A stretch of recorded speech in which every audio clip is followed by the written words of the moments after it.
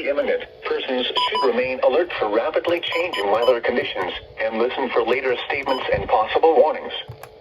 Stay tuned to NOAA Weather Radio, commercial radio and television outlets, or internet sources for the latest severe weather information.